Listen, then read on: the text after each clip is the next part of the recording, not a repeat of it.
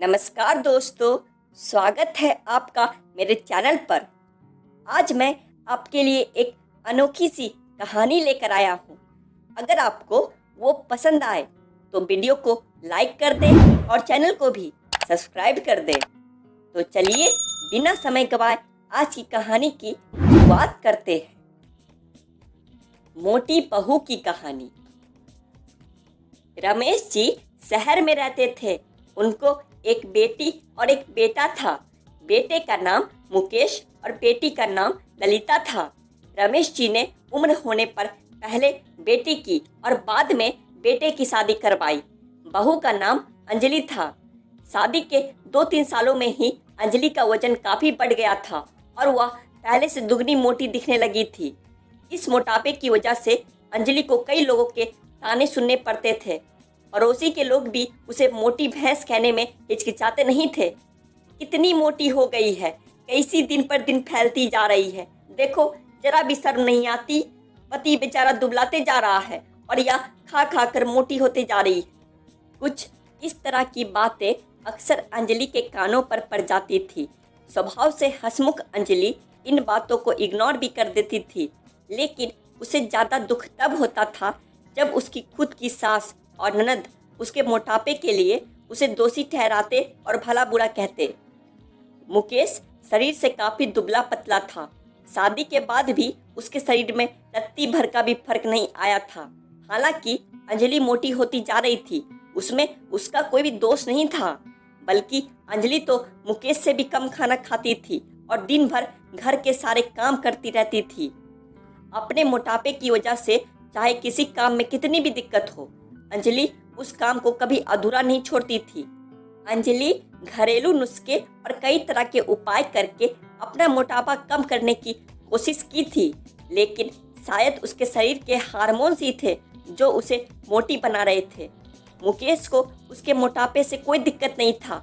वह तो बेचारा अपने बिजनेस को संभालने में व्यस्त रहता था, लेकिन उसकी माँ और बहन हमेशा इस वजह से अंजलि को कुछ न कुछ सुनाते रहते थे और अंजलि काफी रोया करती थी। अंजलि को जब भी मौका मिलता था वो अपने पति से इस बारे में बात करती थी और कहती थी कि अपनी माँ और बहन को समझाओ, मैं मोटी हूँ, उसमें मेरा क्या दोष है। पूरी दुनिया मुझे कुछ भी कहे, मुझे फर्क नहीं पड़ता, लेकिन जब मेरे अपने ही मुझे भला बुरा कहते हैं तो मुझे काफी दुख होता है। ऐसे ही दिन बीते चले गए। एक दिन अंजलि की सास ताजा हवा लेने के लिए जब टेरेस पर गई हुई थी, तब वापस लौटते समय उनका पैर फिसला और वह सीढ़ियों से गिर गई। भाग्य से वह बच गई, लेकिन उनके पैर में बड़ा फ्रैक्चर आया।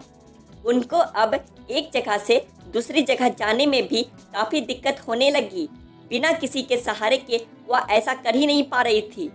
जिस मोटी बहू को वह रोजाना ताने मारती थी, आज वही बहू उनका हर काम कर रही थी और उन्हें एक जगह से दूसरी जगह ले जा रही थी। अंजलि की सास को अंजलि के साथ किए हुए अपने बुरे बर्ताव के लिए पछतावा होने लगा। उन्होंने एक दिन मौका देखकर इस बात के लिए अंजलि से हाथ जोड़कर माफी भी मांगी। तब अंजलि कही, अरे मम्मी जी, आप माफी क्यों मांग रही है? आप मुझे समझने लगी, मेरे लिए इतना ही बहुत है। उस दिन के बाद से अंजलि की सास ने कभी भी उसे उसकी मोटापे की वजह से एक शब्द भी नहीं बोली, बल्कि तो उन लोगों से भी लड़ जाती थी जो अंजलि को मोटी कहकर उसकी बुराई करते थे। अंजलि की ननद भी इस घटना के बाद उसे इस विषय पर कुछ भी ना कह सकी। खुश अंजलि अब पहले की तरह ही सब कुछ भुलाकर खुशी खुशी अपना जीवन यापन व्यतीत करने लगी। दोस्तों, हमारे समाज में, हमारे आसपास आपको ऐसे कई लोग मिल जाएंगे जो दूसरों को उनके शरीर की बनावट के हिसाब से गलत नाम देते हैं या उन्हें नीचा समझते हैं। किसी की हाइट कम है तो नाटा, किसी का रंग काला है तो कालिया, कोई हेल्दी है तो मोटा, किसी के बाल कम है तो टकला, ऐसा सब कहते हैं। हमें ऐसी सोच को पूरी तरह खत्म करना होगा और यह समझना होगा कि बाहरी स्वरूप ज्यादा मायने नहीं रखता। मायने रखता है तो सिर्फ भीतरी खूबसूरती, स्वभाव और विचार। तो दोस्तों, आपको आज की कहानी कैसी लगी कमेंट सेक्शन में जरूर बताएं कहानी पसंद आई होगी तो वीडियो को लाइक और चैनल को सब्सक्राइब करना बिल्कुल मत भूलिएगा। मैं फिर वापस आऊँगा ऐसी ही एक अनोखी सी किस्सा कहानी लेकर। तब तक के लिए धन्यवाद।